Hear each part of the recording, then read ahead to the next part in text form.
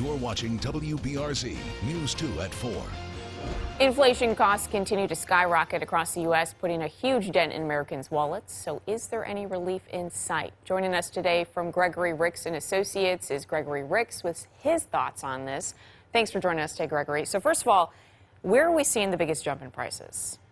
We are seeing 8.5% year over year in inflation, and we're seeing it anything related to energy.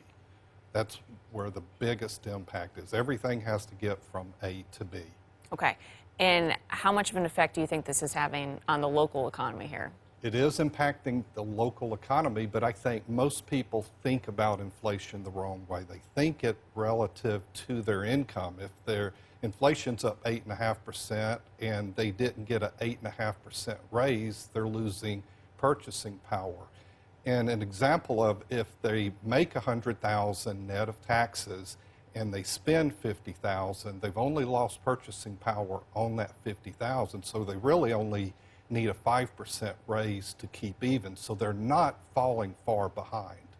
What can we do to help with our budgets? Save more. Those that save more are less impacted. Think about your spending.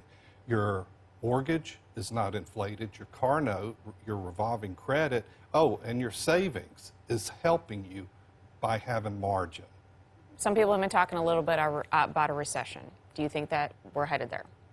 Yes, I do. With energy prices doubling, that's enough to take us into a recession that may last, history tells us, anywhere from 12 to 18 months. It's going to impact jobs, but recession is kind of a point of cleaning things up. Company with negative earnings, those companies are going to go away.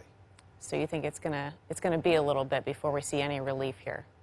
Yeah, we've got a little bit of pain to go through. Think about the 2010s. Inflation was 1.4%.